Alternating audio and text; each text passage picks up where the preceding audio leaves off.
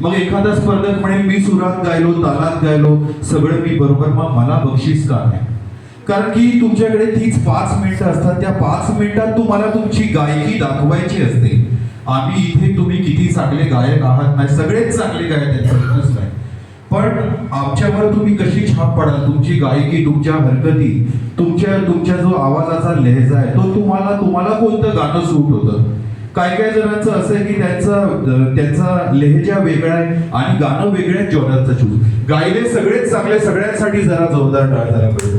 Sir जसं म्हणाले अगदी 5-6 किरकोळ अपवाद सोडले आपण, आणि तरी पण रंजिताचं मी या ठिकाणी कौतुक करेन की काही घरातल्या गृहिणी इथे स्पर्धेत भाग घेण्यासाठी आल्या होत्या. खरंच त्यांच्यासाठी जोरदार टाळ्या झाल्या पाहिजेत. त्या विनर हो किंवा नको होऊ दे त्या, पण आज आपला सगळा संसार सांभाळून या ठिकाणी येऊन एक स्पर्धेमध्ये भाग घेणं, खूप जणांची वय पण जास्त आहेत. खरंच हॅट्स ऑफ, जोरदार टाळ्या झाल्या पाहिजेत. आणि तुम्ही सगळेच विनर आहात, खरं तर सगळेच विनर आहात. सरांचे मार्क्स, मी दिलेले मार्क्स अशी सम टोटल करून शेवटी विजेता आम्हाला ठरवावा लागतो. त्यामुळे कोणीही राग मानून घेणार नाही. खरंच आमची चूक भूल माफ कराल तुम्ही, आणि जो रिझल्ट असेल तो तुम्ही मान्य करून घ्याल. आणि कोणीही गाणं सोडायचं नाहीये. स्पर्धा या फक्त नावाला असतात. खरं सांगू का, जो हरतो तो खरा विजेता असतो. कसा विजेता असतो की त्याने आपल्या चुका समजून घेऊन तो जर त्याच्यात पुढे सुधारणा करेल. स्पर्धा या आपल्या चुका समजण्यासाठी असतात. आणि मी तर म्हणेन सगळेच विजेते आहेत. तरी पण सरांसाठी आणि माझ्यासाठी खूपच कठीण हे काम होतं.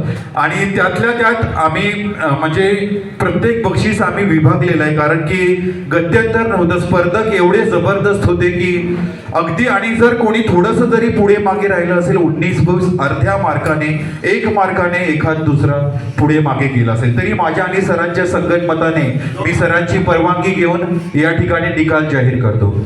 ठीक आहे. तिसरं बक्षीस, तृतीय पारितोषिक आपण विभागून देत आहोत. तृतीय पारितोषिक मीना प्रभाळे आणि बबिता ढेकळे. मीना प्रभाळे फड संभाळ बहुतेक त्यांनी सादर केलं होतं. खूप चांगलं ठसकेबाज असं सादर केलं. प्रत्येक हावभावासहित त्यांनी सादर केलं. म्हणजे गाणी अशी निवडा की तुम्हाला एक्सप्रेशन्स पण, जसं सर मगाशी म्हणाले की एक्सप्रेशनसाठी पण आपण मार्क ठेवलेत. जर एखादा व्यक्ती तुमचं गाणं डोळे बंद करून ऐकत असेल तर त्याला तो फील जाणवला पाहिजे की हा सॅड आहे किंवा आनंदी आहे, रोमॅन्टिक आहे. त्या गाण्याचा जॉनर डोळे बंद करून समोरच्याला जाणवला पाहिजे. इतके एक्सप्रेशन्स पण तुमचे त्या गाण्यामध्ये पाहिजेत. सेकंड गोष्ट आहे, थोडं व्हॉइस मॉड्युलेशन्स पण पाहिजे. गाण्याच्या शब्दांप्रमाणे, भावाप्रमाणे आवाज कमी जास्त तुम्हाला लावता आला पाहिजे. बबिता जी ढेकळे आणि मीना प्रभाळे, जोरदार टाळ्या वाजवूया आपण.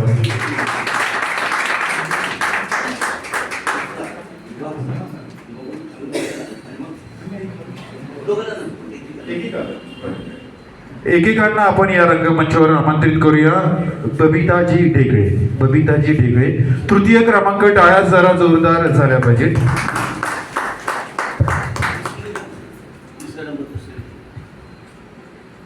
तिसरा क्रमांक विभागून बबिताजी ढेकळे.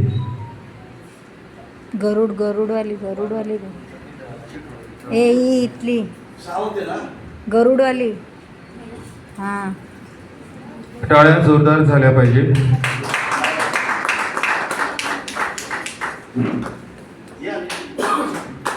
तृतीय पारितोषिक पुन्हा एकदा बबिता ढेकळे आणि मीना प्रभाळे.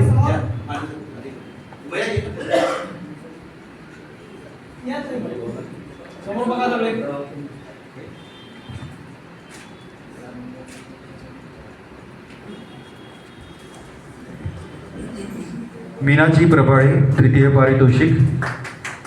मान्यवरांना मी विनंती करतो, सर्टिफिकेट आणि ट्रॉफी देऊन आपण त्याचा या ठिकाणी सन्मान करीत आहोत. टाळ्या जोरदार झाल्या पाहिजेत.